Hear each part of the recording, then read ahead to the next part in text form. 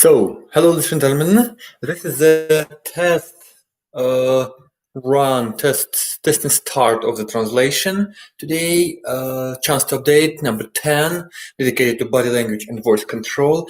And actually, we're starting our session in 15 minutes, but due to big amount of bugs in YouTube translation and YouTube broadcast, and problems with internet connection in Belarus, where am I now, connected with the local revolutions that going on right now. Actually, it's a very interesting time. Anyway, according to all that stuff, I'm going to stay online for all the time. So please, if you watch this video in recording in YouTube, just skip next about 15 minutes and look for my voice for the loud beginning when everybody joins this session. Well, see you in 15 minutes right here, following this link right in this video, but just in 15 minutes of silence of darkness. Welcome to the darkness.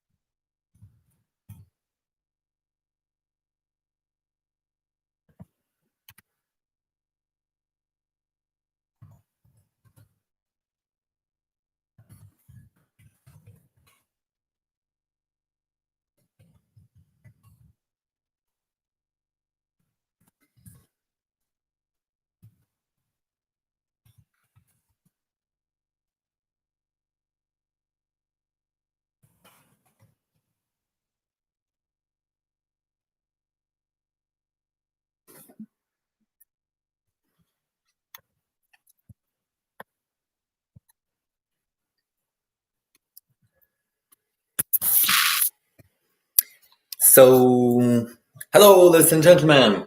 We are starting in approximately 2.5 minutes. Our next session, session number 10, of the Chance to Update long-term training course dedicated to your skills as youth workers, youth trainers, and facilitators. Yeah, so you still have your time to bring your lovely cup of mug of tea or coffee, and yeah, that's it. Could you please kindly type in the chat if you can hear me to make absolutely sure that we can continue in this broadcast, not any others. By the way, this is session number 10. So next time when we have session number 11, I will have not enough fingers on my hands to show you the number of the session we provide. Yeah, actually, it's again one example of controlling body language. Yeah, how many times I need to show my hands to show you the number of the session. Good. We will talk about it today at the first part of the session. And thank you very much, Erin, for information, so you can hear me. And yeah, see you in 1.5 minutes. I'm staying online. I will not switch off the camera, so you will see my face doing something somewhere. Yeah, that's it.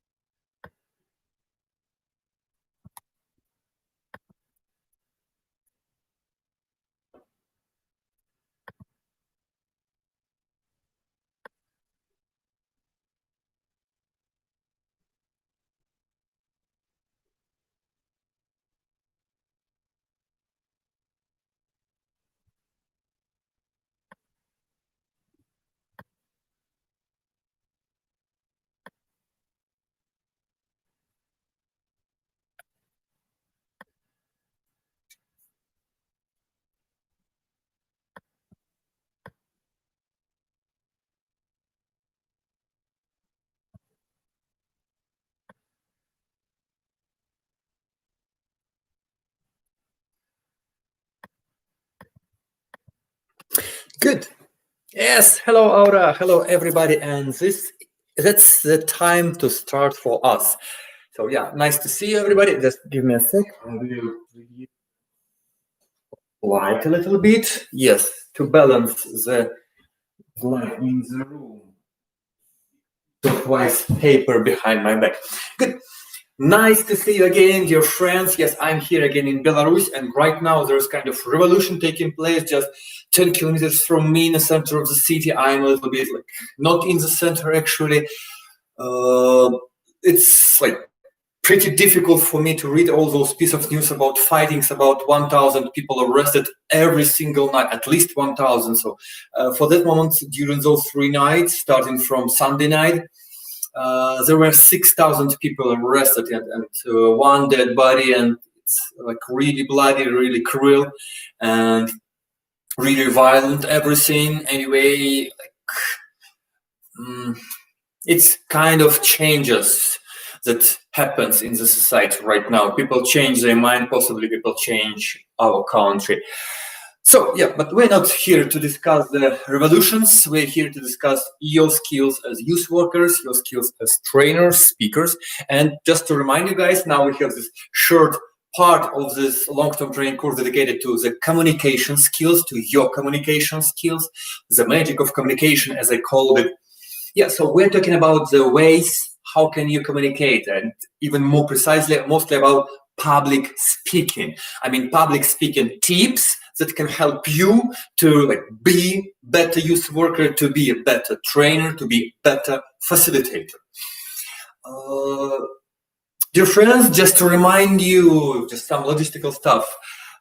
You're absolutely welcome to give me a question, to address your questions, your requests, your queries to me. If you have any specific topic to discuss, you can do it here in the chat. You can do it in, it's much better to do it in the comments to our Chance to Update training course plan. So everybody are welcome to make comments there. You cannot edit the document, but you're absolutely welcome to comment it. Comment it, yes, to comment it. Yeah, or to comment. To comment it, yes, that's correct. Yeah, to comment it. And yeah, so give me a clue about what do you want to learn, what do you want to explore. We have two topics in kind of parked so far that were requested by you. First topic is dealing with challenging behavior and trolling and bullying from the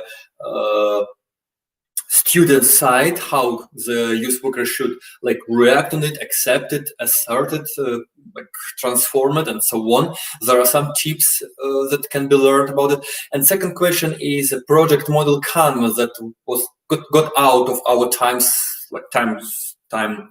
scale during our session dedicated to project management advanced techniques. Well, yeah, and today we're talking about the body language and about the voice control, dear friend. So I'm talking about the gesticulation. That is why I brought this interesting example about the amount of fingers, because when I'm showing the number of session at the very beginning, I usually use my body language. I usually do some specific gesticulation action, some kind of specific gesture to show you this amount, not just by my voice, but also to demonstrate it. What is body language? Could you please right now think a little bit, reflect on your understanding, and please type pretty brief answer on the question, either what is body language from your understanding, or why do we need to take care about body language? Maybe something about the importance of body language, or even if you like prefer, maybe some kind of challenging stuff about body language, maybe some kind of don'ts about body language, maybe something specific that dedicated to your specific country. Just very great example. If there is anybody of us from Bulgaria, I don't think so for now, but who knows, maybe Bulgarian people watching this video in YouTube later on. So there is interesting examples that in Bulgaria, some typical gestures like yes and no looks different, approximately, not approximately, diametrically, absolutely different. So when Bulgarian people, as far as I know, as far as I learned it, by the way, guys, yes, I'm not Bulgarian, yes, I'm not from this community, from that society, but as far as I know, if Bulgarian person want to say no, the Bulgarian person do something like this gesture. And if Bulgarian person want to say yes, the Bulgarian, I mean, not to say, but to show yes, in his or her head, the Bulgarian person shows something like this gesture. So yes and no. When like normal is the correct word, of course. Usual other Europeans usually say yes and no.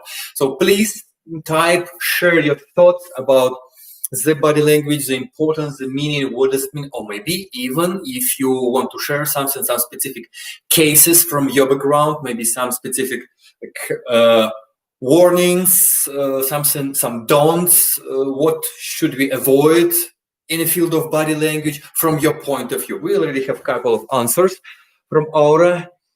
The emotions, attitudes our body express while talking. Thank you very much. Absolutely agree with you. Yeah, that's it.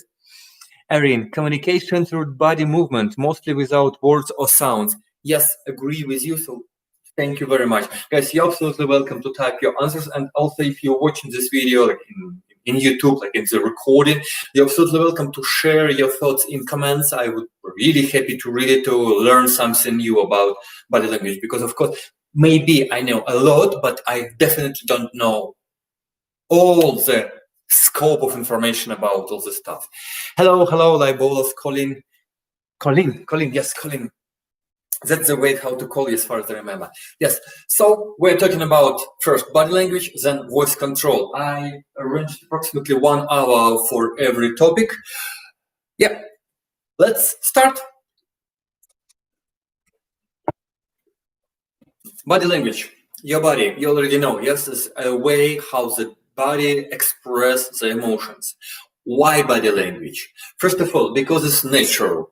During all the history of humanity, body language was just one additional channel of communication. So people can speak and they also can show something with head to make it more interesting or more engaging, or maybe to emphasize some kind of attention, to focus the attention on some specific places in a speech, and or possibly to even give some kind of additional underground level of information, additional maybe funny level of information, funny level of sense of the meaning of the words. We have a couple of other answers. Let me please read it. Narcis Kulchar, body language can confirm or contradict the information that we have said. Thank you very much. Absolutely correct. Totally agree with you. Yes, that's it. Colleen, we should look at the participants, not stay focused on our paper presentation. Yes, absolutely agree. Yes, it's really true. 100% true. Antonino Mara, it's a non-verbal, physical manner of expressing feelings and highlighting a piece of information. Absolutely, yeah, totally agree.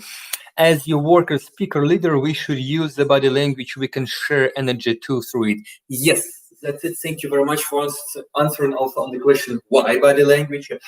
Body language makes us more engaging, more interesting, more entertaining, more focusing the attention of the audience on us. Thanks to body language, when we became skilled speakers, we can focus the attention on anything. Like if we have no specific focus, we can focus on ourselves because we are kind of at that moment sources of information. On the other hand,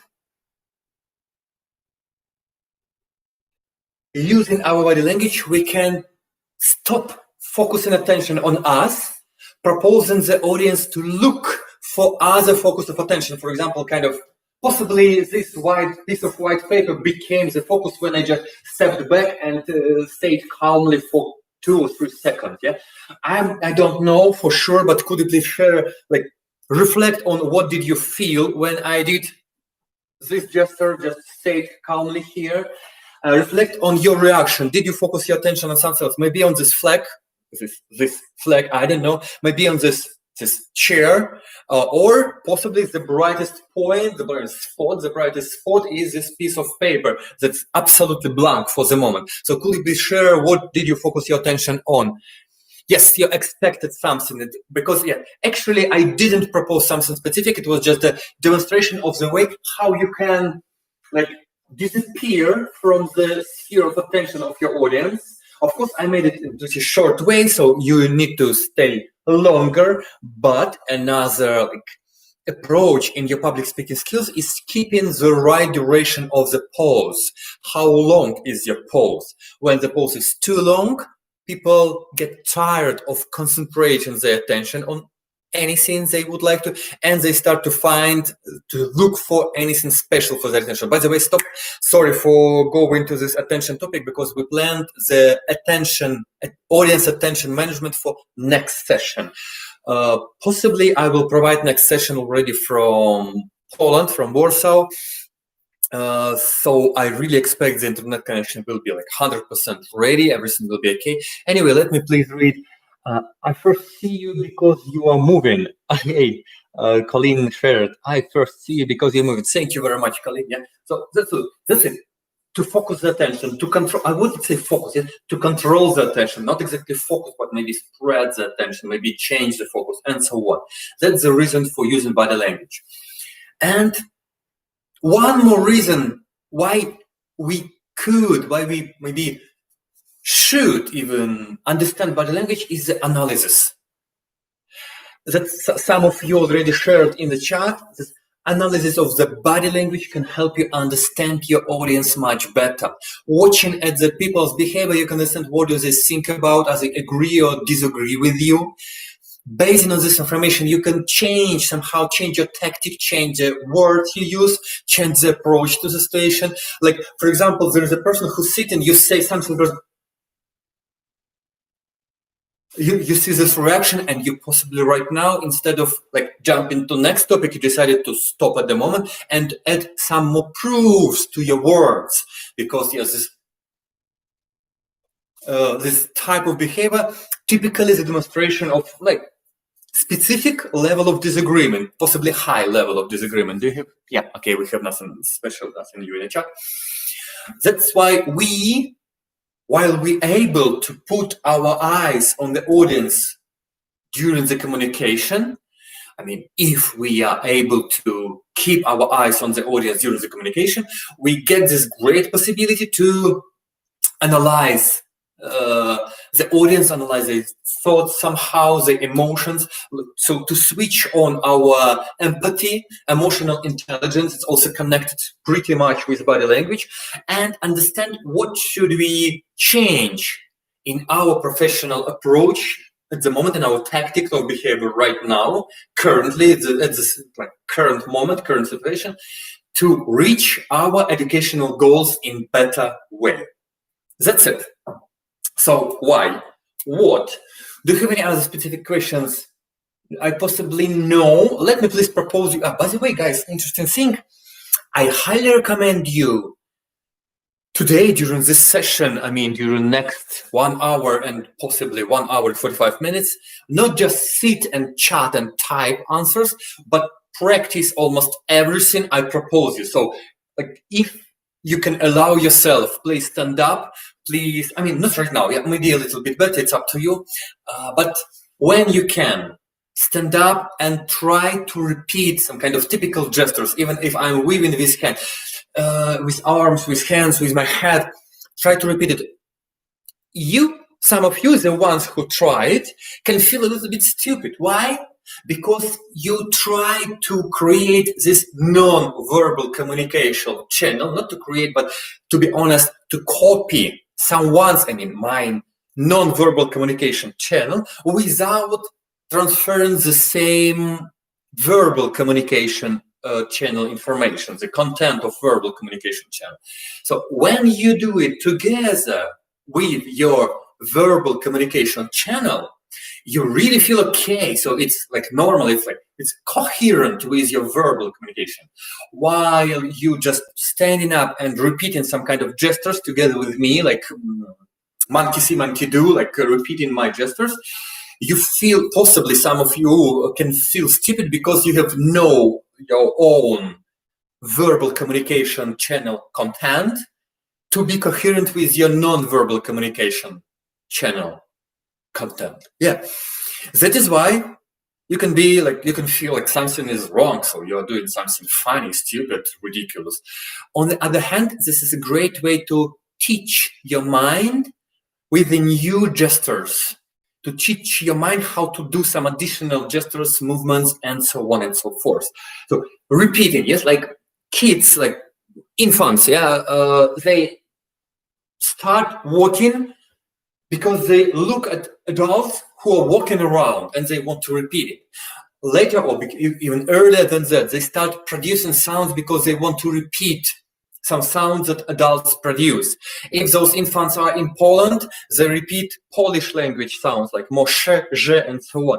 If they're somewhere in Russia, they repeat this very typical Russian pronunciation, so more that possibly sound a little bit more rude, kind of with open mouth a little bit, sometimes with relaxed mouth and much more open mouth. So different types of phonetic. Again, they catch this phonetic from first months and years of their life. Yeah, that's it. So repeating monkey see, monkey do is one of great ways to like train your body language. And let's start from the very beginning. Almost all the session today, I'm going to show something and actually ask you to repeat and to think and reflect on it. So if you can find the way to repeat with me some kind of gestures, so to stand up and do it, it's really great idea for your personal development. First of all, very basic, very low level, like set of recommendations. Maybe I can even come here to be more your body position, and let me just turn my camera too. Yes, this way. The way how do you keep your body? Typical speaker's position, guys. Yeah, I will correct camera again. Speaker's position of your body. So I recommend you to move your weight center of weight a little bit forward. Never do it this way, try to do it approximately this way. So feel your weight on your toes. Here, yeah? Move your weight a little bit forward. Put your feet somewhere between the size of your shoulders and the size of 0. So find this position, either this position, avoid the Eiffel Tower position. This position usually looks pretty ridiculous, and this position sometimes is the position of people who are not really self-confident, so need to put legs this way, like to be more self-confident. So I recommend you to put like not wider than your shoulders size. Feet, your feet, turn your feet a little bit outside. Avoid this position of your feet, yeah, this position. Try to always keep a little bit small angle outside for your feet, so this way. You don't need this first position from choreography again, it's like another fairy tale. So something like this, okay? Your hands. Universally best position for your hands for Western region, I mean Western Europe and United States of America, possibly Canada, so North America, is typical position for your hands, like putting down, just dropped hands. Approximately this position of your hands, yeah, this position. Any crossed position aren't really recommended because any cross is like kind of, let me show you an example, typical kind of the obstacle between you and your audience. So any cross make the way of communication a little bit worse. So I recommend you to avoid any type of cross ever while you're speaking. So crosses in legs, crosses in feet, crosses in your hands, of course, even crosses in fingers. I highly recommend, while you can control yourself, avoid crosses. On the other hand, yes, that's true. Some people who are like junior public speakers, young public speakers, they possibly feel really uncomfortable on the stage, and they might feel a little bit more comfortable when having kind of personal space closed. So when they defend themselves from the audience, like they keep kind of specific like personal space without audience inside, so they feel a bit more comfortable. So here you should find the balance between your feeling of self-confidence, self-esteem possibly. I hope it's the same meaning. I'm not 100% sure about the difference between self-confidence and self-esteem. Could you please, by the way, if anybody can like point for me the difference between self-esteem and self-confidence, could you please let me understand, because I had never thought about it. So anyway, coming back to the question, for some young junior speakers, keeping some kind of specific distance with closed hands is crucial to stay self-controlled during the speech. In that case, I recommend you to try, a little bit more about hands position right now. Yes, a little bit more about hand position. So best position, but really position of very self-confident person, because this position make you feel not so confident, is a position with dropped hands. I also recommend two other positions as basic positions. So first basic position, dropped hands. Second basic position is the hands of the director, the director of the orchestra, the guy with this stick who is like directing the orchestra. So approximately this position, you have about 90 degrees in your elbows, and you have just relaxed and released palms or hands here. Yeah, so don't need to make something special. Avoid kind of fists. Avoid kind of those tight positions. Not tight. Oh my God, this word in English. Strained. Well, anyway, like those hard muscles. Avoid those hard muscles in your hands, in your palms. So relaxed palms. 90 degrees or more than 90 degrees. So you're absolutely welcome to make more than 90 degrees.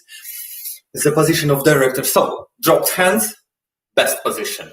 The director position, second one, pretty good position. And the position of Angela Merkel. Yes, Angela Merkel, who is as far as I remember, prime minister or a kind of leader of Germany. I don't remember the official name of her position actually. Sorry, guys, I'm not so much in political questions. Anyway, if you Google Angela Merkel in YouTube and Google Pics, almost always you will find her staying approximately in this position. So fingers up, fingers down, usually fingers down. So any kind of this position. So you can try this position of Angela Merkel or position just without your thumbs. Just without crosses again, yes? So avoid crosses, just put your fingers together. Why those positions and when to use those positions? Very basic. Always when you aren't doing any specific body language gestures while speaking. And next question. When should we do our body language gestures and when should we not? When should we go back to this position? The answer is you should always do your body language gesticulation.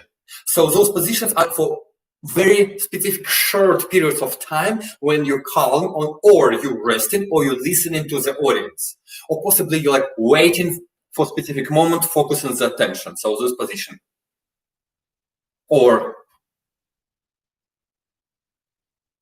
And of course, not as fast as possible, but when you're ready, when the audience is ready, start doing any kind of body language gesticulation and so on. Let me please read your comments here. Colleen, to me, self-esteem is a value you estimate of yourself. I am a good person, should be. Okay, thank you very much. Good idea. So thank you personally. Whereas self-confidence is more about let me please show the second part of, yes. Okay. Where self-confidence is more about an instant feeling of being sure you are in the good place at this moment. You can have good self-confidence in a meeting, but when you go home, you feel like shit. Good, great, Colin. Thank you very much. So possibly I need to tell not about self-esteem mostly, but more about self-confidence in this case. Great. Well, yeah. 3 basic positions of your body when to use when you don't do any specific gesticulation. That's it. Please, guys, especially the ones who really managed to try those gestures on your body, please give me kind of short reflection, feedback. What do you think about the gestures? Any questions and so on? I'm waiting for your comments. I'm waiting for comments here in chat, and I'm continuing, but guys, actually, dear friends, I'm not going to tell you everything I would like to tell about body language because I can tell for hours. The biggest time I spent once 3 full days long training course just about body language, about gesticulation, so a lot of practice, a lot of details and so on. But right now, I'm just going to run on in helicopter view, the helicopter way of learning some basic approaches, what exactly you can gesticulate with, which parts of your body you can use for your gesting, and how to develop it. So I'm talking about the ways how can you develop your body language. I'm not talking why. Maybe you think you don't need to develop, it's okay, happy about you. But just from my experience, almost everybody have a possibility to develop own body language. Even me. I definitely know some specific cases when I do not so proper body language gestures, so I need to develop it. So coming back, hand gesturing. Widest variety of different types of hand gesturing. Some of them can fit or not fit to the country specific. In some countries, this gesture is really offensive, possibly in India, but I'm not 100% sure. In some countries, this gesture is offensive. So in some specific countries, such gestures are just prohibited. In some countries, this gesture is offensive and not accepted at all. In other countries, this gesture is pretty okay. It's more goes to youth slang or youth type of gesticulation. So everybody actually don't care about this gesture a lot. At least do not care a lot about how to train your body language, how to train your type of gesticulation. Guys, I think the best way is monkey see, monkey do way. So switch on the video of good active speaker. Who is good active speaker? I don't know, depends on you. So I have my own lovely speakers. For example, already right now in this second in our Facebook group, there are 2 videos posted approximately 20, maybe 30 minutes ago by me with speakers who provide pretty, I would say, really good type of body language. Negative side is both speakers are actors who provide the performances. Positive side is both speakers really demonstrate great control of their body language because they really demonstrate the body language of speakers on the positions they demonstrate. So perfect approach to body language. So you can switch on those videos, of course, after our session, yeah. Switch on those videos, just put your camera, or not camera, your screen in front of you, and just repeat all the body language of those guys. The body language, your own body language, is like passive and active vocabulary of foreign language, of your foreign language. Please put the plus into the chat right now, in the case if you clearly understand the difference between the passive vocabulary of your any foreign language, any foreign for you language, and active vocabulary of the same language that is foreign language for you. What is the difference between passive and active? And please type me the answer on the question, how can you or anybody else remove any specific word in foreign language or any specific vocabulary to the active vocabulary?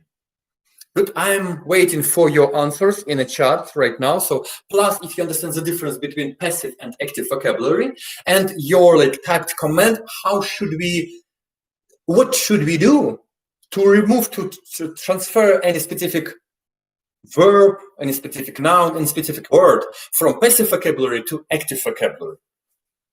So please give me your answers.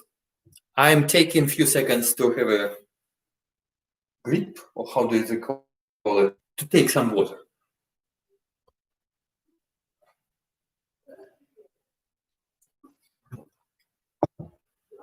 Yeah, so just a second.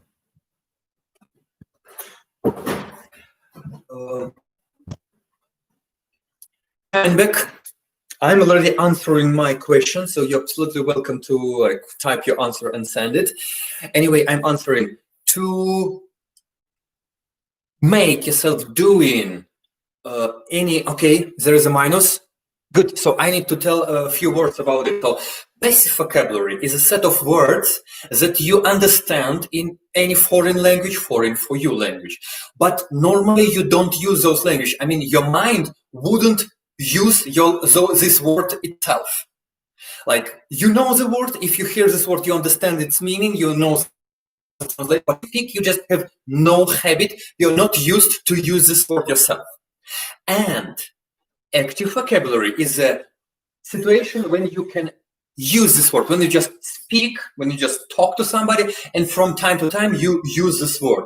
A great example is this word self-esteem, because it's kind of first time I use this word in my own practice. Before that, almost always I use this self-confidence when I wanted to say about anything like self-confidence. And I knew for years this word self-esteem, but when I just share my thoughts, when I just express my knowledge, I didn't use this self-esteem. I usually used only self-confidence.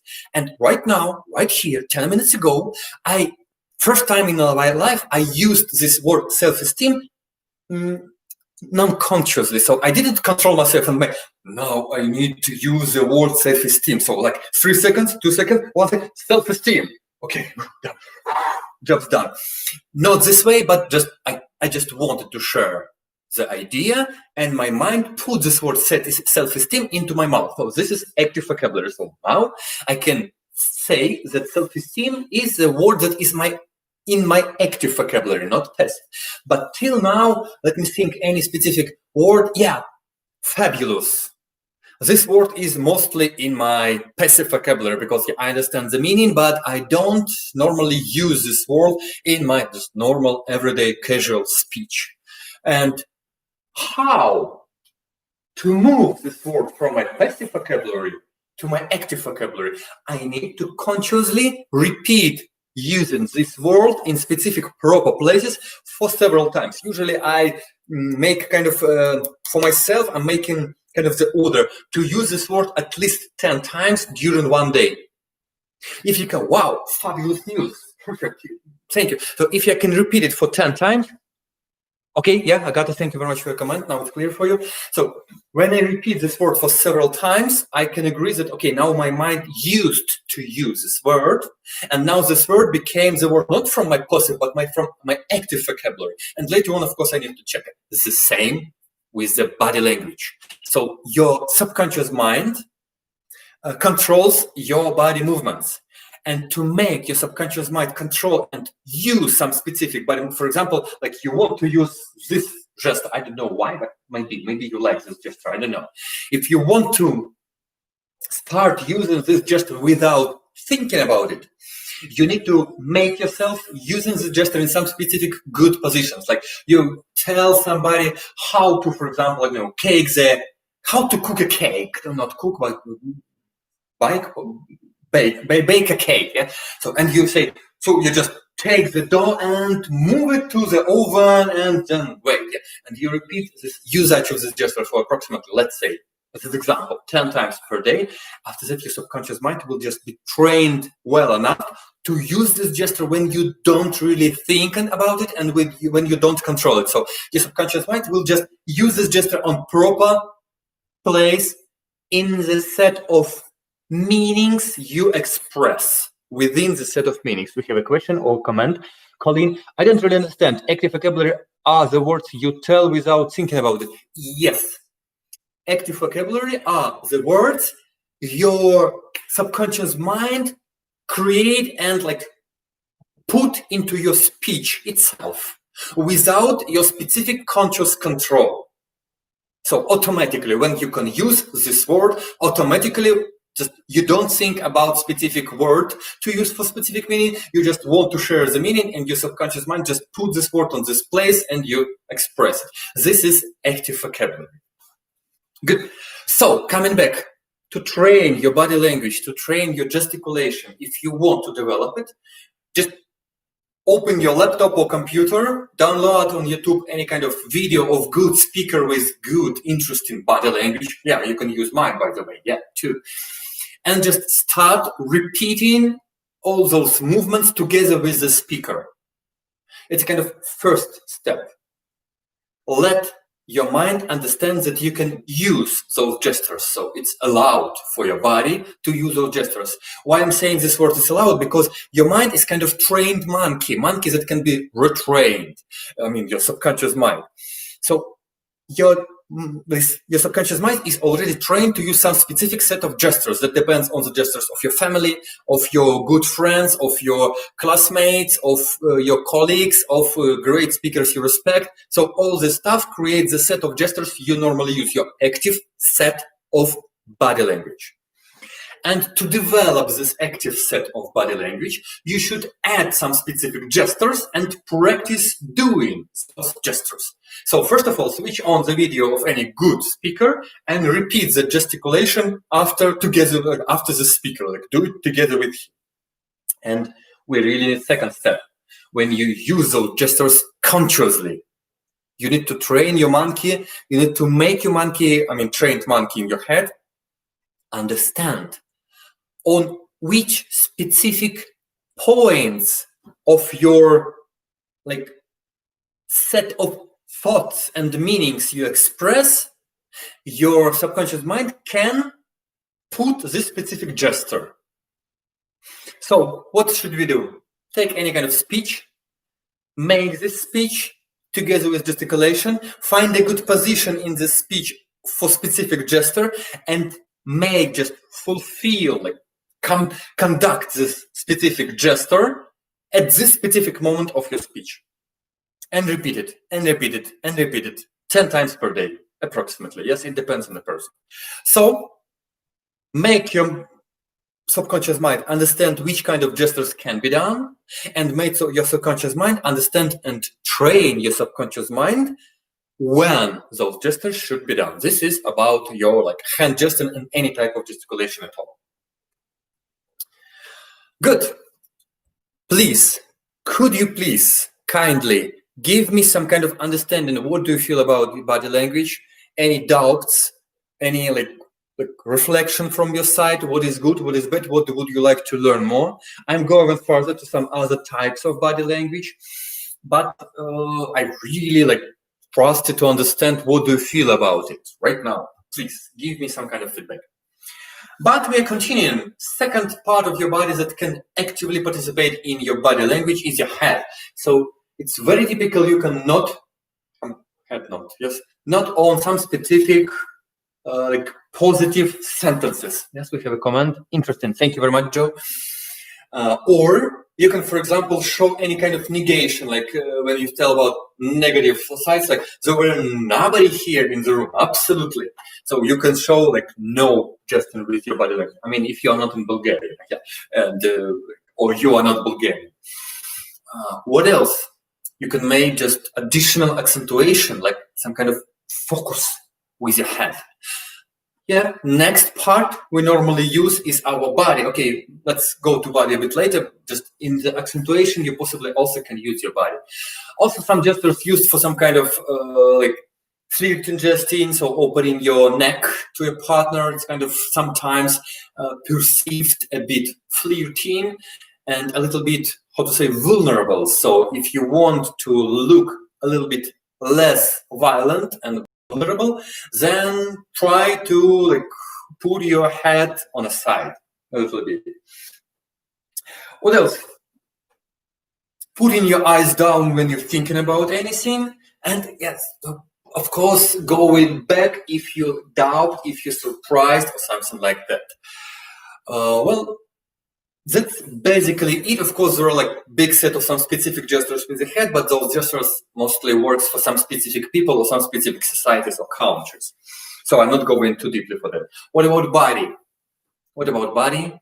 Body also a great participant of your gesture. So you can make any kind of accentuation, any kind of emphasis, stress on some specific words, just with your body. You can also add legs. Let's come to legs a little bit later, legs from walking and so on. Again, you can, for example, show one or another side of any kind of question using your body. You can use just your hands, one side or another side, or one side or another side, or even one side or another side. Again, with your hand, yes? So just if you can even do it without anything except your body, one side and another side of the question, and it is already visible. We have a couple of comments. Let me please read the comments from Antonino Mara. I guess it's going to be addressed later today, but a few tips on how to move while speaking. Yes, Antonino, give me 5 to 10 minutes and we will start talking about that. Yeah, great. Should be though an equilibrium? I mean, too much movement could disturb the message, the audience. Great question. Let me please ask this question right now. Imagine this sentence, just one single sentence of your speech. Maybe the sentence is written on a paper, or the sentence is just was spoken up. I mean, was just said by you, pronounced by you, this sentence. Please count all possible nouns in this sentence. Also count all verbs and adjectives. So, and summarize. So the sum of the amount of nouns, verbs, and adjectives in this sentence is approximately, in average, guys, in average, the biggest concentration of gestures for this sentence. So technically, on every specific noun, verb, and adjective, you can make any specific gesture.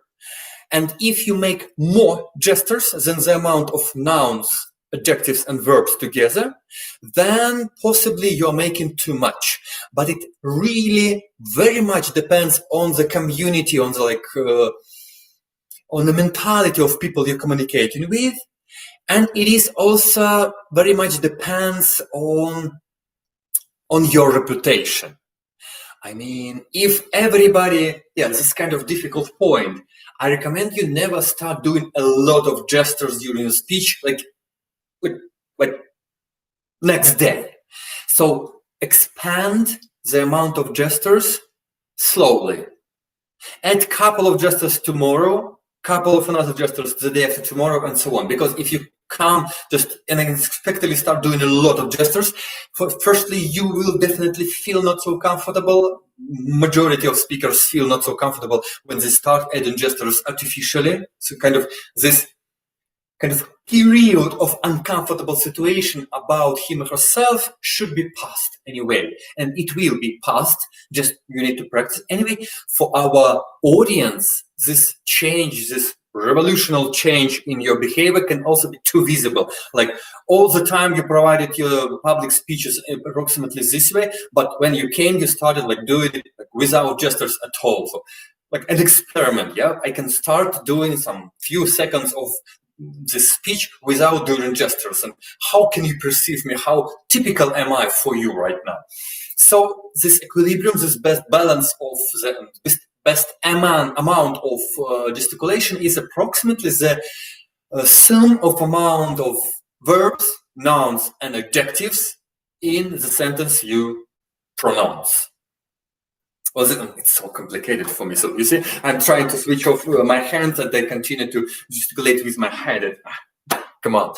So yeah, that's it. I hope I answered your question, Aura. So while you make less gestures than I've just said, then you possibly have the possibility to make more gestures in your speech. So you have the possibility to develop your body language by adding new, beautiful or active, interesting gestures.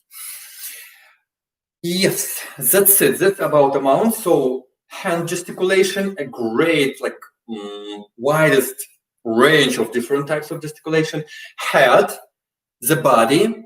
Let's talk about legs and walking. So walking, I by the way, I distinguish some kind of legs gesticulation and walking itself. So talking about walking. Moving on the stage, I think it is really important. It is crucial. So for me, walking on the stage is kind of second most important part of body language of the speaker after hand gesting. So if you do hand gesting and do walking, that's pretty good and quite enough if you're not a great speaker, if you're just normal, casual, regular speaker, for you to be this normal, casual, regular speaker. Hands and walking. If you don't walk, it's bad. If you walk during a speech, it's good. But walking, there are some problems with it, some difficult points. So how to walk? If you don't know how to walk during a speech, you can use a specific technique. Find any kind of, stickers or any other markers, put those markers on the floor and give yourself the request. To visit each marker at least once per minute. So you're speaking, then you visit in first marker, then you're speaking, and visiting third marker. Then you're speaking, and you visit marker number 3. Yes, and you're speaking, also the turn with your back to the audience, and then finally you visit marker number 4. But please do it not in the same order, but randomly. So you're again possibly speaking, and visiting marker number 1. But then you speaking, visiting marker number 3. Then again speaking, visiting marker number 2. Then possibly in fast way, you visit marker number, what was this? 1. Yeah, it was 1 marker. 1, 2, 3. Sorry, I looked at this. So randomize your movement. Talking about the speed or the velocity of movement. Very typical. Avoid very fast movement when you have no specific goal to finish this movement. I mean, if you move faster on the stage, your audience expects that you collect, you are going to do something specific. So if you have any kind of, paper, stickers, any kind of stuff, or maybe your cup of tea on the other side of the room, you're absolutely welcome to move faster to this place. But if you just walking during speech, I recommend you to do it either slowly or with medium velocity. Let me please check. Do we have? Yes, you seemed a little tortured. Okay, yeah. Thank you very much, Aura, for your feedback about me. As far as I understand, it's about me speaking without gesture. So this was kind of a tool how to train yourself using walking the stage during your speech. Good. not so fast, slow or with medium velocity. The scale and yes, the scale of your movement. That's interesting. The scale, where exactly you are allowed to speak, not to speak, sorry, where exactly you're allowed to walk, to go while walking on the stage. Everywhere. Like, you can stand up on a table in some specific cases, but it's better to do it when you can create the understanding why in the heads of your audience, like if there is specific reason to stand up on a table. But technically, all the stage, of course, you're absolutely welcome to go down from the stage, and you're absolutely welcome even to go through those like passages between the chairs if you have some. Absolutely welcome to like go behind the backs of your audience and make some speech from this one side or from another side of your room. It's absolutely okay, especially when there is a visible reason, but not only. I mean, the reason for walking there. That is why when I'm able to, when I have two flip chart stalls in my training room, I usually put those flip chart stalls not together, but in separated corners of the training room. It's kind of my own trick how to make my audience warm up their necks in the middle of the long training session. At the same time, my trick how to have a reason to walk through all the room from one side to from one corner to another. So I'm just going to another corner and I'm drawing something on another flip chart, on another whiteboard. And then I go to first corner and I'm drawing something else to another whiteboard. And the audience like warm up their necks, and of course they refresh the emotions, like the emotions they feel about me, about my body, about movement. So I have a great reason to move.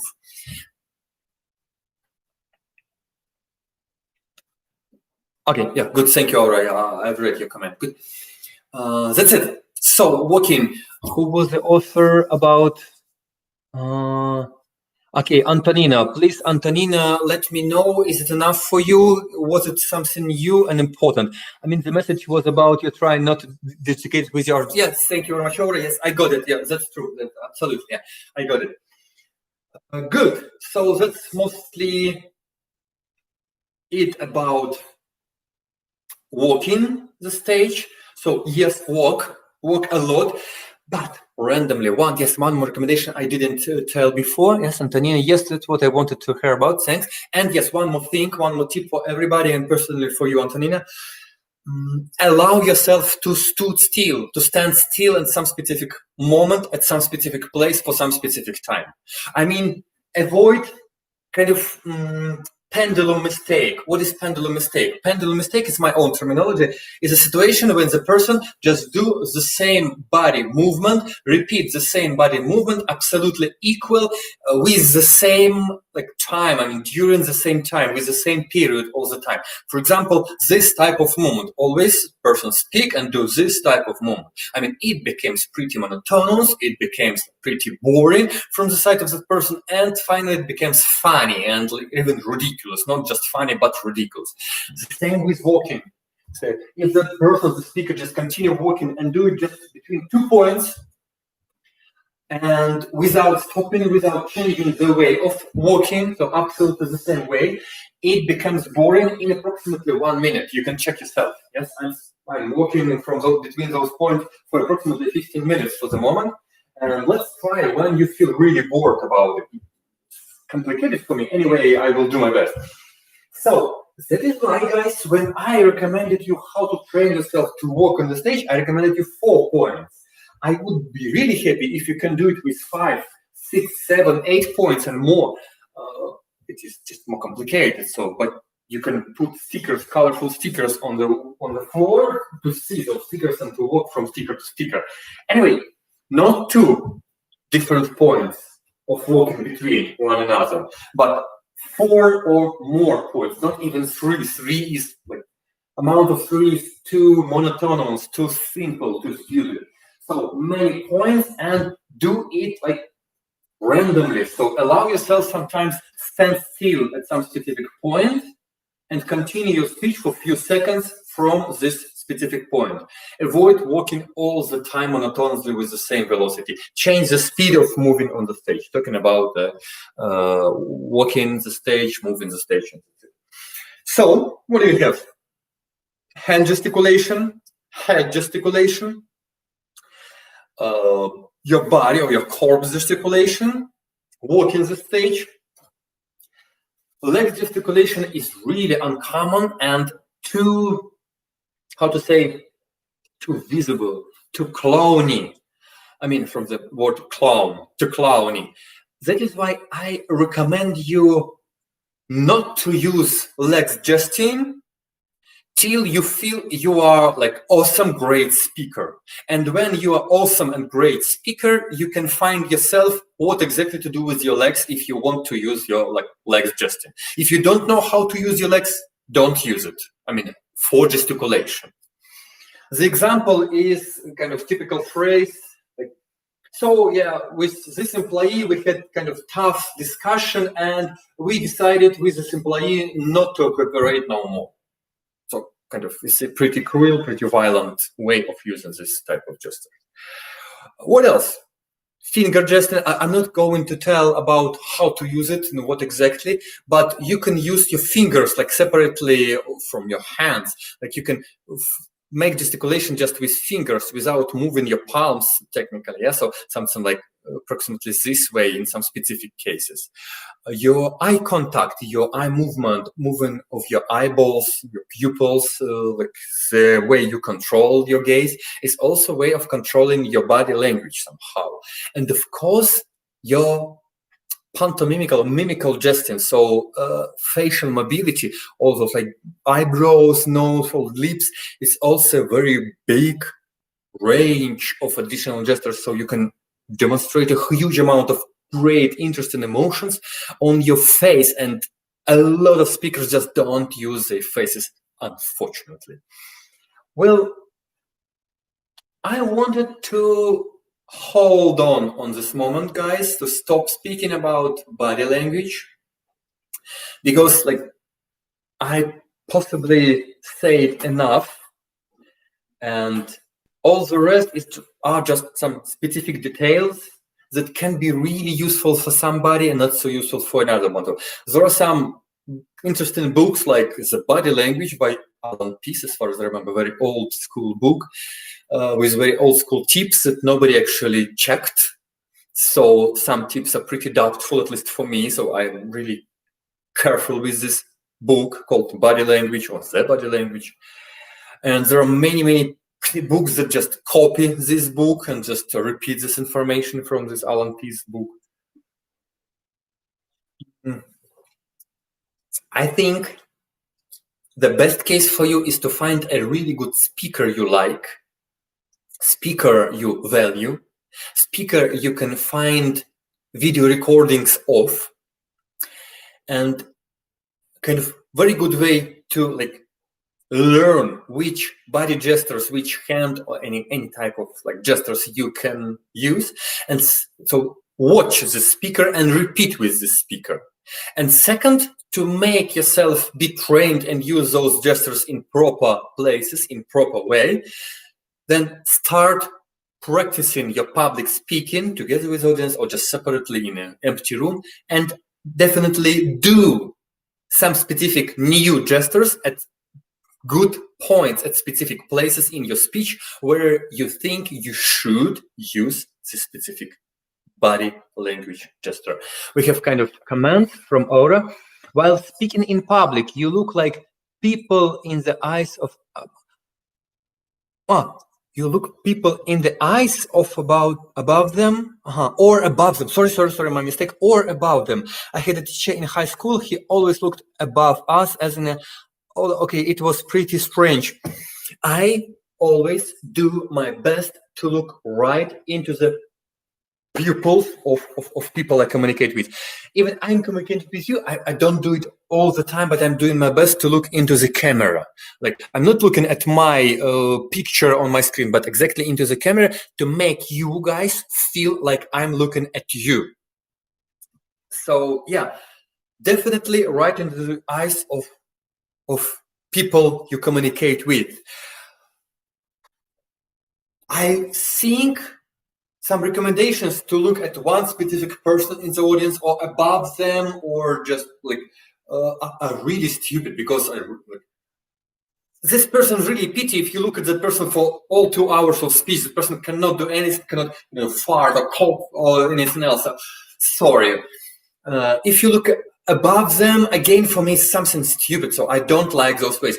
Those ways of using eye contact can be useful for very junior speakers, the ones who just start learning how to do public speech, because they're really nervous and stressed about public speaking, and not meeting the eyes of anybody can make them feel a little bit better. Also, this is typical recommendation for dancers and choreographies, because they need to control the movement, they need to control the specific set of movement of their body to dance, to do something like that. They need to remember it, and if they meet the eyes of somebody in the audience, their mind can switch from the moving controlling state to the communication state, and it can interrupt this set of movements. So for dancers, it's possibly a good idea to look above the audience while they again just junior dancers as they start their dancing career. But normally, right into the pupil. So let me please check. Joa, to become a good public speaker, request practice and interaction with a test audience. Agree with you. Yes, that's a great idea. Well, I think to be really awesome, you should get rid of test audience, because with test audience, it's always much easier to work with. But I think it is much harder, at the same time, much more effective to work with random, unexpected audience. For example, to read a poem by heart in the middle of metro station, to make everybody hear you. It's great practice for your voice. We are going to the question of voice control and voice practicing. And it's great for you, for your self-confidence in front of the audience. And actors, they sometimes train themselves this way. They go to metro stations, they just read some beautiful poems, classical poems, sometimes sing just in front of the audience. So street acts is a great idea. Practice your public speaking skills. Mimicry, thank you very much, John. What about people with bad eye contact, who are unable to eye contact? Jan, do you mean people among your audience, people who don't want to establish eye contact with you, or you mean how can those people become a good public speakers on a stage?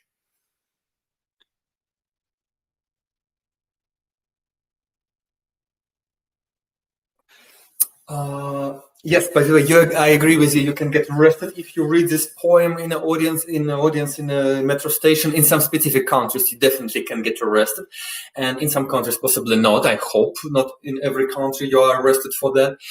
And yeah. So if there are audience who don't like body language, so I usually just forgive them and let them be who they are. So I don't expect them to meet eyes with me. I never force them.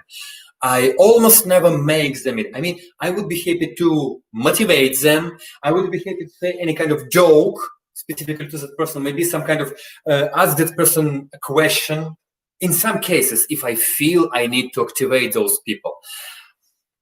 But this is, okay, just let me. It becomes a little bit confusing and blended, because there are some things that was missing in the speech. So if there is just pure public speaking, when there is a big random audience and you, technically in average case, you don't need to meet with the eyes of every single person. This is kind of the symptom of amazing speaker. If you can make everybody put their eyes and look at you, and if you're able to see the pupils of every of your audience, every single person of your audience during your speech, I mean, at least once, even better if there are more people, more than once with everybody. But it depends on the size of the audience. Sometimes when you perform something in the middle of the stadium, you just cannot see the eyes of the audience. So you're looking somewhere where the eyes of the audience could be. So that's okay. But when you just youth worker, when you just youth trainer working with a small group, some people possibly don't like to meet with your eyes. And for you to keep the group dynamic and to control the situation in the group, it is much better to find always non-violent way, to motivate somehow, unconsciously motivate those people, put their eyes up and find your eyes and meet with your eyes.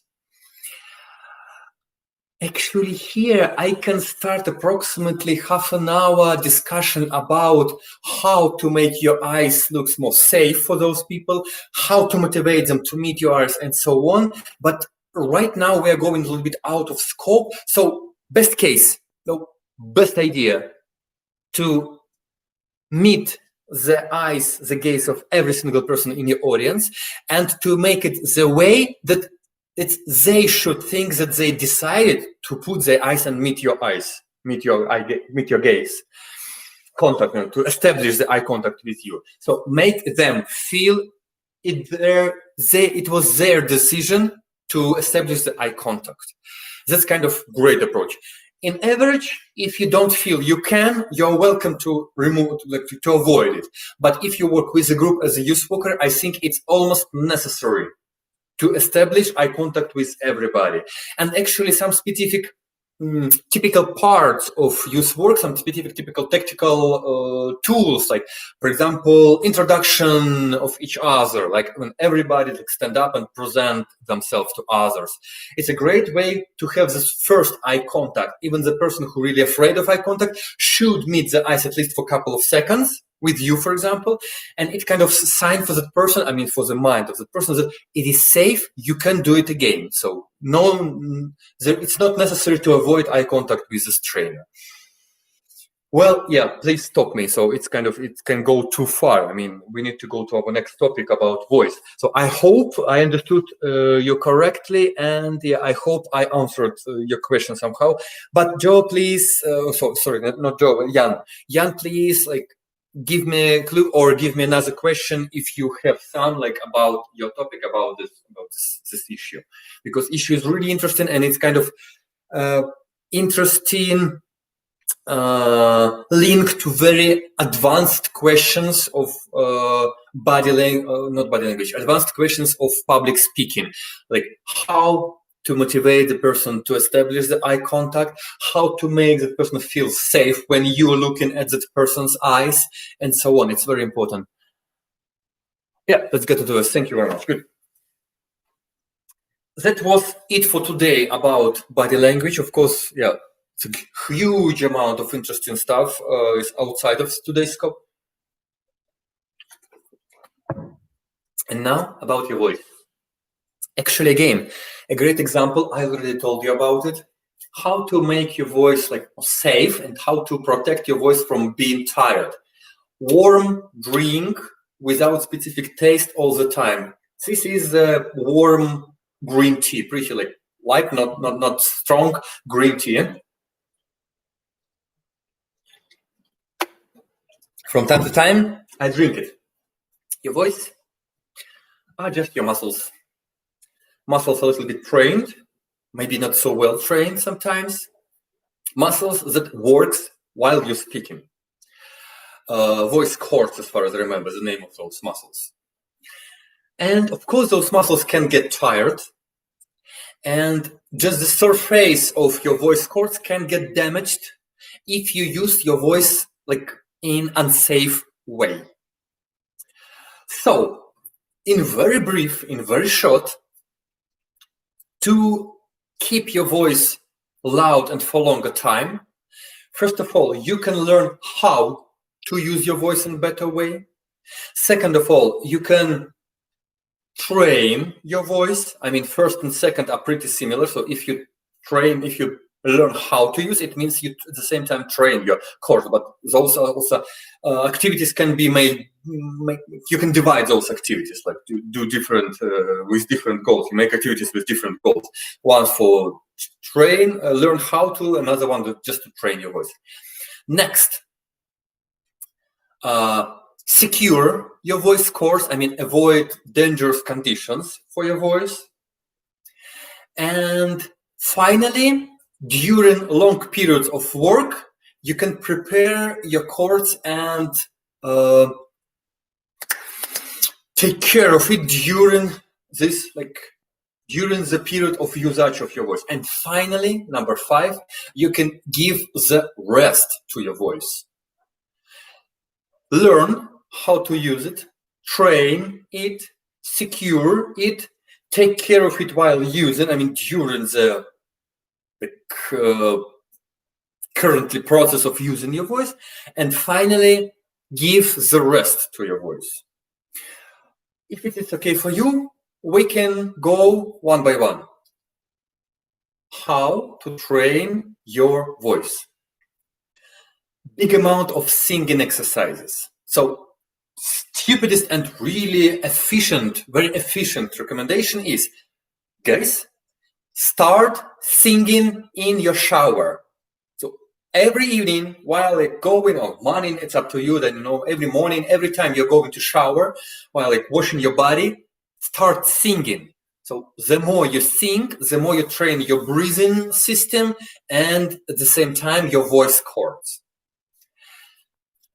Second recommendation, visit any kind of specific professional voice management classes, I mean singing classes or acting classes, when specific people will teach you how to use your diaphragm instead of shoulder breathing, shoulder speaking.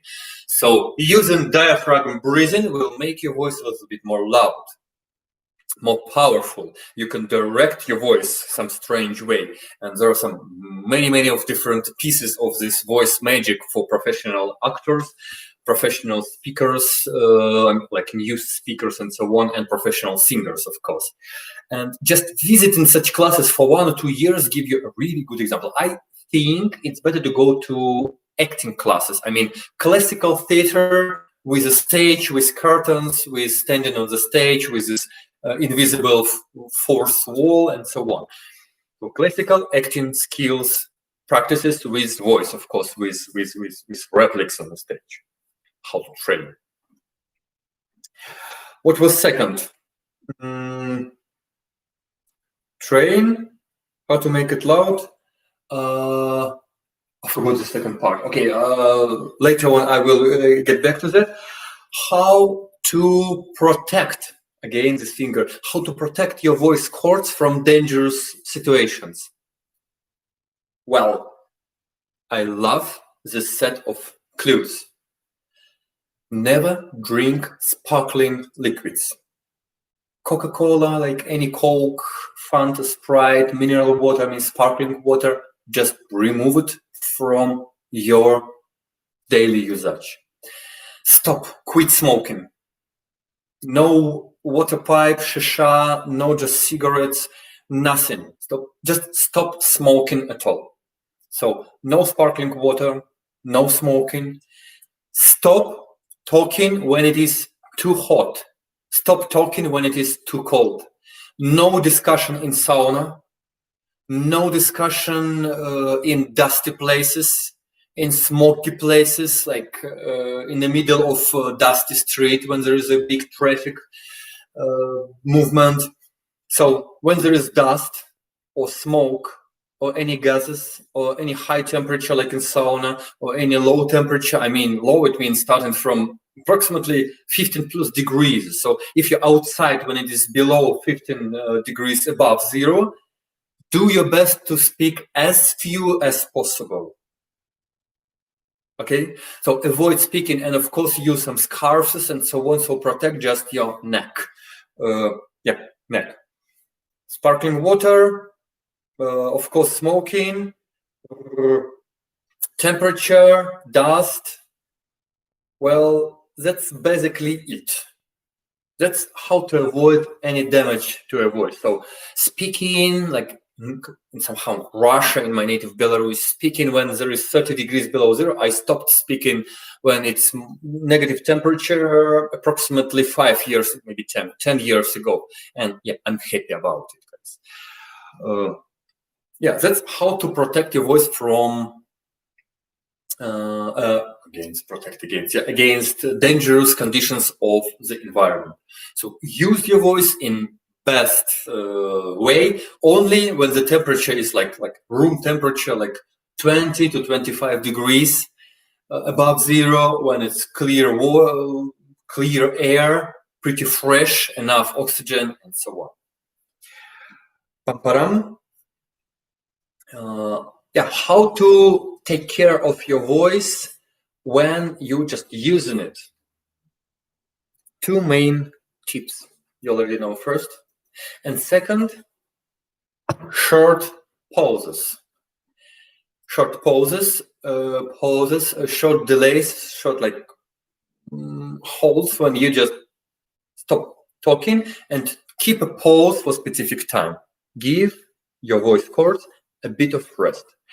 One more interesting example: if you talk to any kind of microphone, do your best to stay closer and to speak quieter. Find a way to speak quietly if you can. Avoid too lot of work for your voice cords. If you need your voice cords to work for a long time, like 8-hour session, for example, and so on. I cannot do that, by the way. I always go as far as possible from my camera because I like body language, I use body language. So, and one more thing, my voice is pretty well trained, so I can absolutely easy speak in this pretty big and empty room for 2 hours without feeling that my voice, with feeling, but almost without making my audience notice that my voice gets tired. When I work for 8 hours per day, I usually much more careful with my voice because it's 4 times more workload for my voice cords, and I need to work on it much better. But of course, I make some specific pauses when I propose activities for my youth groups. So they do some activities, they communicate. It's a great way for me to give a rest to my voice and relax a little bit. And finally, why my wife hates me when I have some kind of full day training sessions? Because I'm hate and love at the same time. Because I'm absolutely silent in the evening. I calm, I don't speak. I mean, not 100%, of course. I speak in short way with very limited amount of words. Something like, yes, thank you. Red one. Good. I heard. Or something like that. As little as possible, use your voice as little as possible after using it, especially before using it. I mean, if you expect tomorrow, next day, to use your voice for a full day, avoid using it today. If you want to practice your voice not right the day before a long training session. Take at least 1 full day of very calm usage. So give your voice a rest. Give your voice a period of silence. Well, what was missing? Could you please give me a clue, dear friends? Could you please give me kind of reflect on it and give me your feedback? What do you think about it? Which kind of questions do you have about your voice? What was missing? Recommendation number 2, I forgot this recommendation. I recommend 5 points. I explained first, third, fourth, and fifth of them, and I forgot second one. What was second point? I don't remember it absolutely. And yeah, and I take my 1 minute of silence to give my voice a little bit of rest.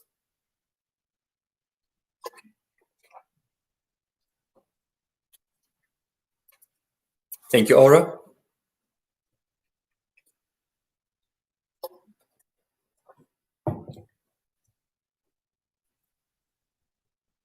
Anything else, guys?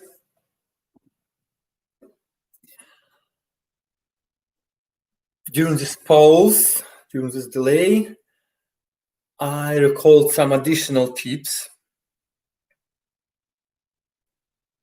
One typical tip, how to protect your voice from a harmful environment. Avoid overload of your voice. So avoid screaming. Absolutely. like I will try to demonstrate.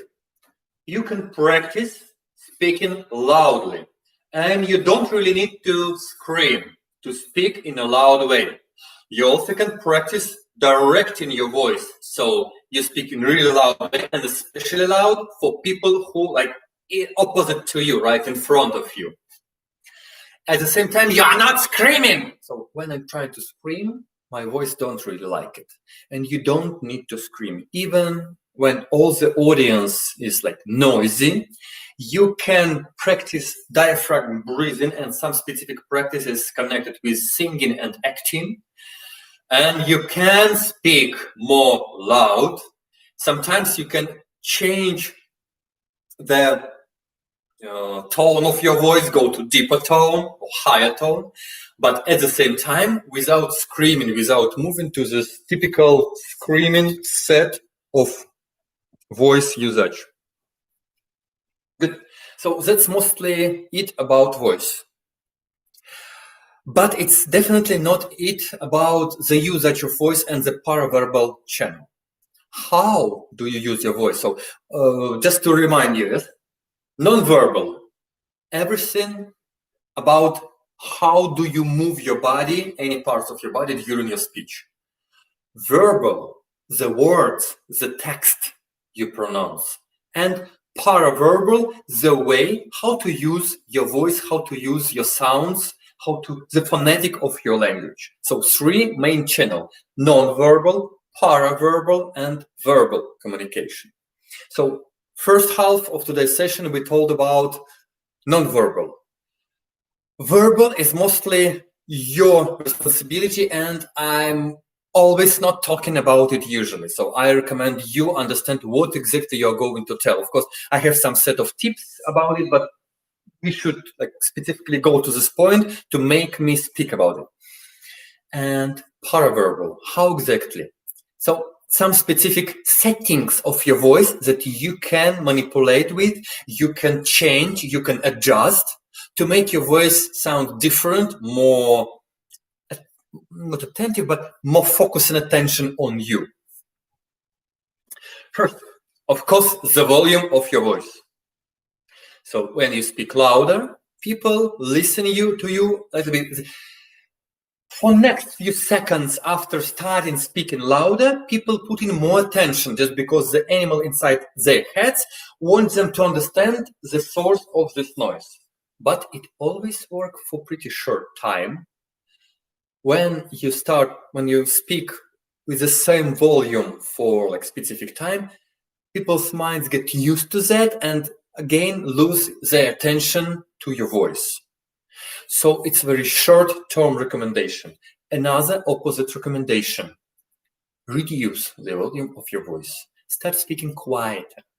And this can change the approach. So people who are listening to you, they will try to understand what you're talking. They will become more attentive to understand your words. And finally, people who are speaking at the same time, they can understand that they speak too loud, and their colleagues who want to listen to you as a speaker, they will start shhing on them. So they will calm, they will shut up and start listening to you again to understand what you're talking about. So reducing the volume of your voice is opposite, also a very effective way to attract the attention of your audience on your voice. So volume up or volume down for specific time. Next, putting your tone up or putting your tone down.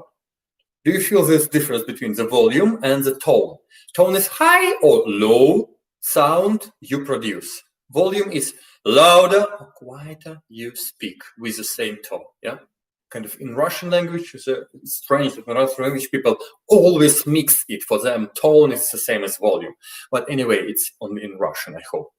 So when you speak with higher language, it's really easier to listen to a voice because of very typical physical parameters of our ears. Our ears can recognize higher voice easier. So even if we hear the very low, powerful, really, I'm talking about the power of the voice, it's kind of physical value. When you hear low, powerful sound, we can recognize the sound much easier than the same powerful sound. Low powerful high tone sound is much easier to recognize than the same power low tone sound. That is why in discos, in kind of discotheques, to hear the low bass sound, they need very big, extremely powerful, those subwoofers, very big audio systems. And to produce pretty easy to hear high sound, we just need the sound systems that are in our hand watch, like beep, beep, beep, beep, beep, all those sounds. So we can really easily recognize this ugly sound of like those electric hand watch of 80s, 90s, and beginning of 2000. Good. So when you put your voice up, it becomes, usually for average person, it becomes more ugly. Sorry for this word, it's just my understanding. More ugly, at the same time, easier to hear. But when we put the tone of our voice down, this voice became more beautiful. Sometimes it's even attract more attention when we speak in a more loud voice, and it's even explained by those anthropologists, by scientists who explore the human animal, the anthropology. So this voice became more beautiful, more attractive, more charismatic. On the other hand, it gets our voice cords tired faster. So I recommend you to put your voice, the tone of your voice down only for short period of time when you're sure you will not exhaust the capacity of your voice cords. That's it. Please let me know if you have any questions, any feedback, maybe your personal stories about it, maybe something to add.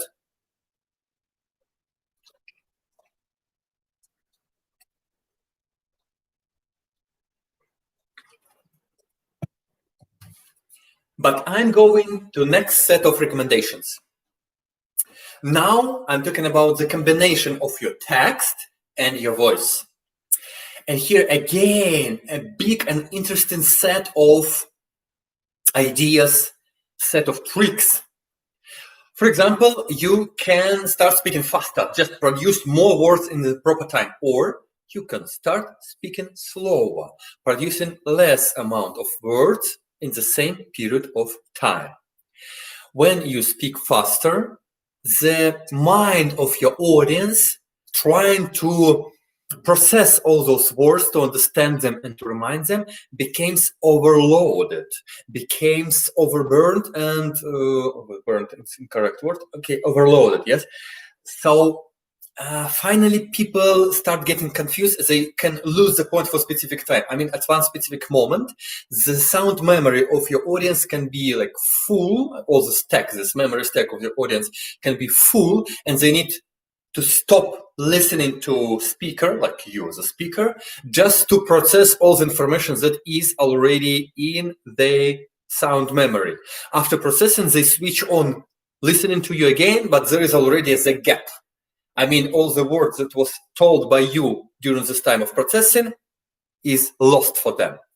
That is why when you speak faster, it's interesting paradox, guys, yeah? Do you like paradoxes the same way I like paradoxes? Huh? I think it. Do you like paradoxes the same as I like paradoxes? Yeah, possibly, yes, that's it. Yeah, good. So if you do, put your pluses in your chat. But the paradox is, when you start speaking faster, your audience start understanding less of your speech, less part of your speech, and especially memorizing and remembering lesser part of your speech.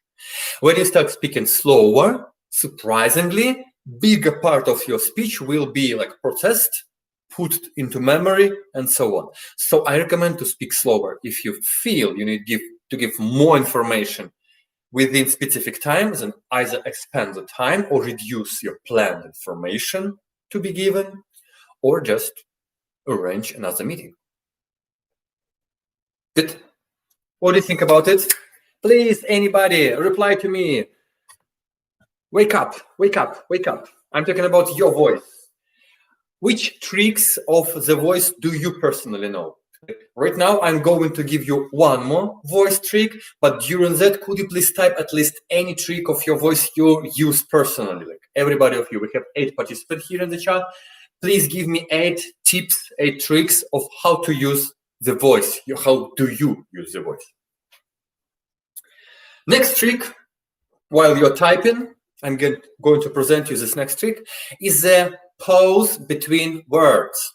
So you can even say the words in a really fast way, but you can make a big, long pauses, delays between words.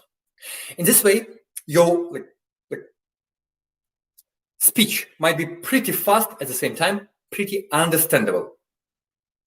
Or on the other hand, you can reduce the pauses or those gaps between words to minimum, like absolutely do not produce any pauses between words. So there will be no gaps in your speech at all, like next word starts right at the end of previous word. In that case, your voice will become a little bit more smooth, a little bit more, I would say, singing, a little bit liquid, but at the same time, a little bit more monotonous. So it is not so good technique. On the other hand, previous technique, when you increase the duration of the pauses, the delays between words, in this technique, the words sound sharper.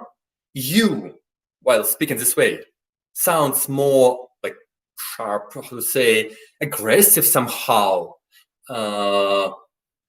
Kind of, yeah. On the other hand, it's a little bit easier for the audience to understand what you are talking about. We have a couple of comments. Very useful tips, and rising or lowering the last syllable of the word to underline something. Rising or lowering. Do you mean rising or lowering the volume, or you mean rising or lowering the tone?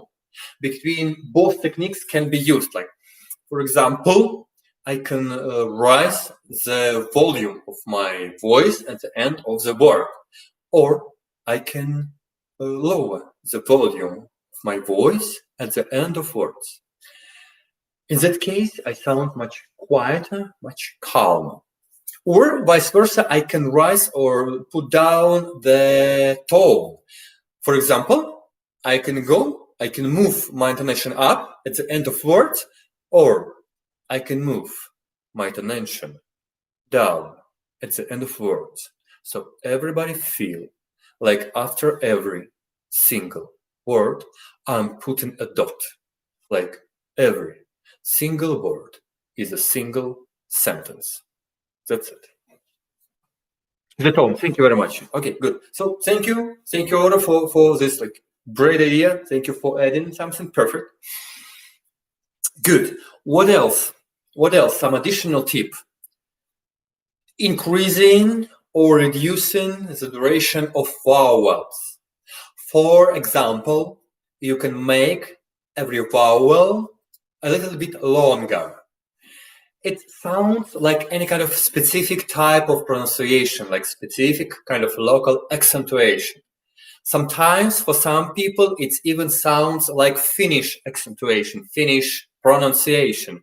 Possibly because in Finnish language, as far as I know, I don't know Finnish language, but as far as I know, in Finnish language, there are pretty lot of double vowels in the language. So when they start speaking other languages, they sometimes just because of habit, they make some vowels approximately double long. Or vice versa, you can make the vowels very short and accentuate the consonants. So in that case, vice versa to previous one, opposite to previous case, your speech sounds again more sharp, more a little bit aggressive, but at the same time, it attracts a little bit more attention, but it can irritate your audience, like possibly you can feel right now. Please give me your feedback. Do you feel irritated by this type of voice I'm trying to like reproduce for you and use for you? Or what do exactly you feel when I, vice versa, I'm doing this voice with longer vowels?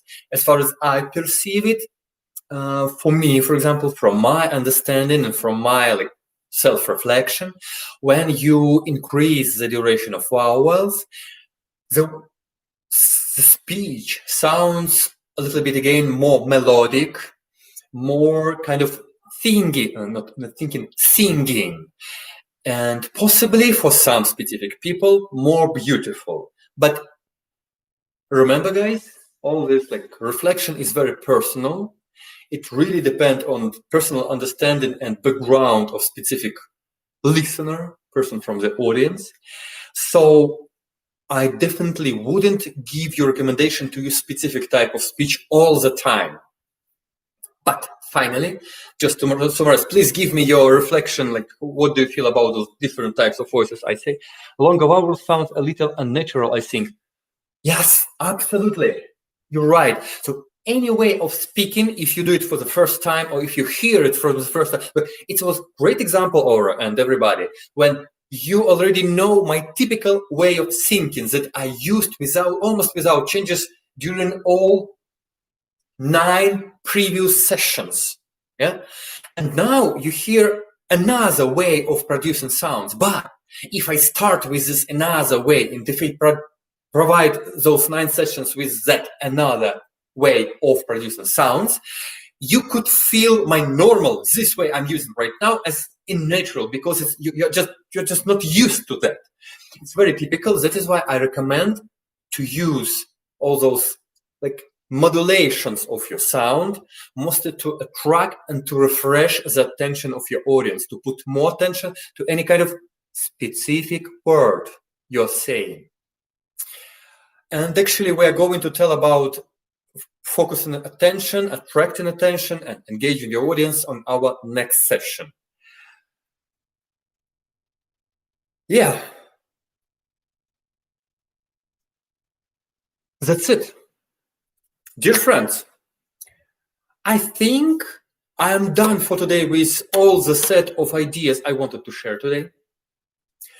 Well, let's summarize. Please help me to remind anything like we told today about. Just to summarize, we started with introduction and some logistical stuff.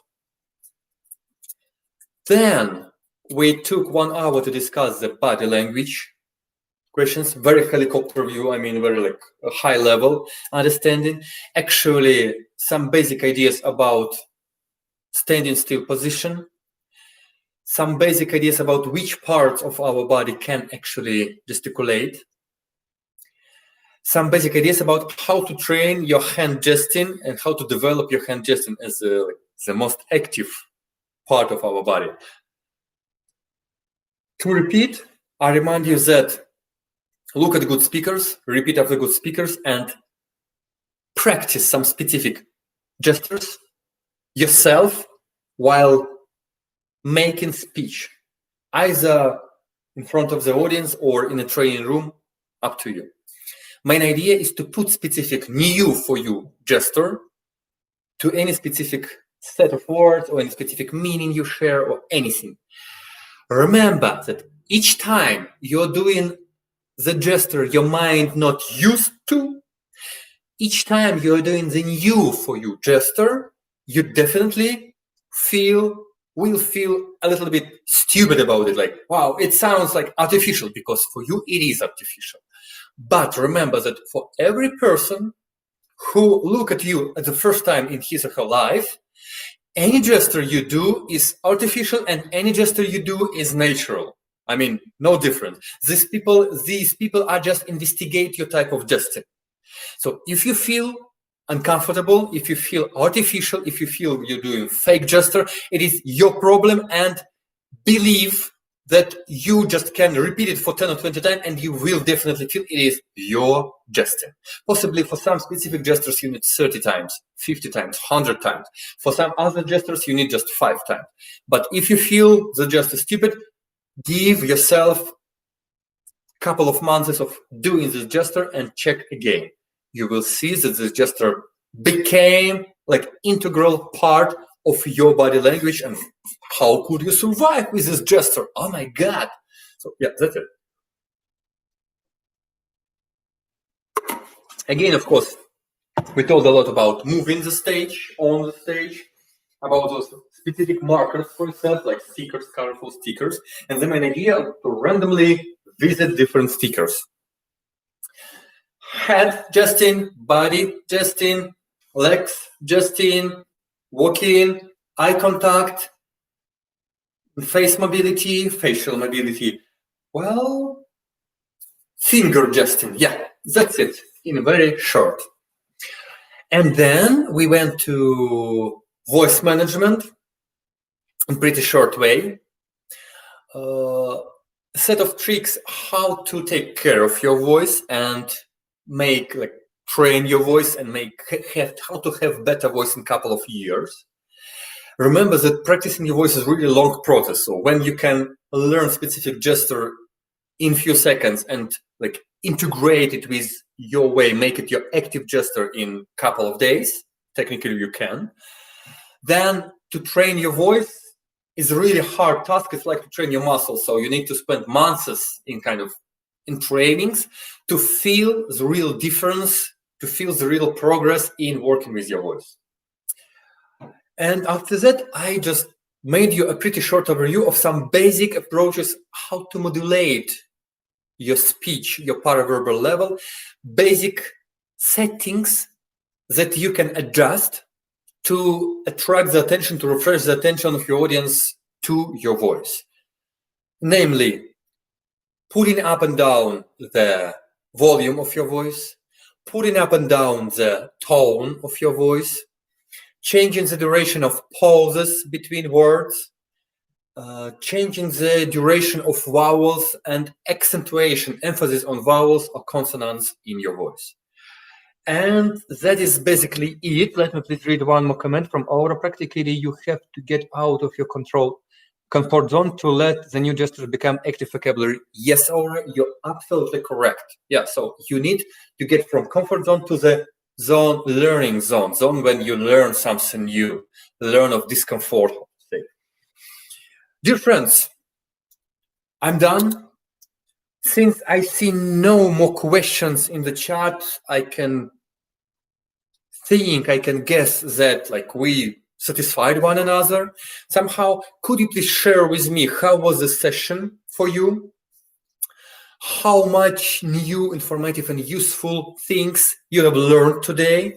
And please type in very brief, how can you use, how can you utilize, how can you implement today's session on your practice? How can you change your future practice as youth worker? Implementing the tips you have learned, the tips you have heard about today. Think carefully and give me please the answer on, and also by the way, our video recording YouTube audience. Please think about all the set of tricks I shared and give me a clue how can you develop your personal way of using all those issues I mentioned. And even more important, could you please type in the comments how can you change your future practice of being a youth worker using those tips? What can you make better tomorrow using the tricks you have learned today? I'm really curious about your answers. Please give me your feedback. And in approximately 5 minutes, we can finish our today's session.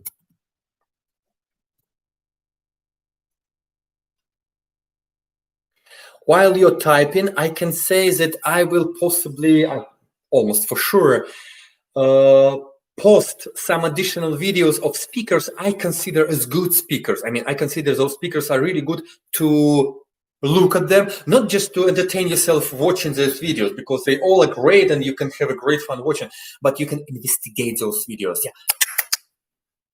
Couple of new tricks, how to train your body language. When you're looking at the video of great speaker, switch off the sound. I mean, cut off the content of the speech. Let yourself swallow and digest only the body language of the speaker you like. I mean, those 2 videos I already put into our Facebook group, and I will put at least 2 more videos later on, possibly George Carlin and somebody else. And technically, you can take almost any video of TED or TEDx talks, because all people who perform on TED or TEDx talks, they usually train with really great, my great colleagues, kind of public speaking trainers, coaches, and so on. So you can learn something from those speakers, just in case if your body language is not so good. I don't know, guys. Yes, I haven't seen your body language, unfortunately. So I don't know, maybe you're really great in body language. I don't know. But if you want to develop it, look at TEDx Talks, look at your favorite speakers' way of using body language without sound. That's it. And let me please try to read some comments from your side.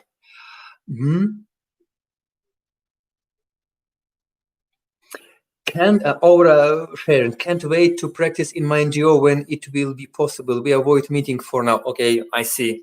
But you have a great possibility over to power of will to start just speaking to your room like I'm in right now. But if you find, guys, everybody of you, not only Aura, if you find the session was very compelling, thank you. You have knowledge and can share with it easy. Thank you very much, Agata. Perfect. Aura, it was very intense, lot of information and practical tips. Yep, thank you, Aura. And Antonino Mara, today's tips will be thoroughly helpful for what concerns the facilitation of session. I'll be responsible of to better speak and be more aware of my body language while I'm doing so. And Antonino, thank you. Well, thank you very much, dear friends, for your feedback, for your reflection. And as usual, we are going so close to the finalization of today's session. Please send me your questions, send me your requests, queries to communicate about, to ask, and so on. So next session topic is attracting the attention, managing the attention of your audience, like engaging your audience and entertaining your audience. A set of tips. It was great pleasure working with you. And yeah, I really hope that on Saturday I will provide a session in Brest, not French Brest, but Belarusian Brest, for a group of winners of local project management competition. And next session possibly will be provided from Poland already. I hope I will survive and not get arrested next days. See you. Have a great days. Have a great rest of the week. I love you all. I'm switching off. I'm finishing. And of course, putting likes in YouTube, please, commenting and sharing this video. You can help this video to be more visible and to you. But by doing that, you can help more people become better youth workers and can even make me find the way to be a better speaker next time. Bye. All the best. See you. See you guys.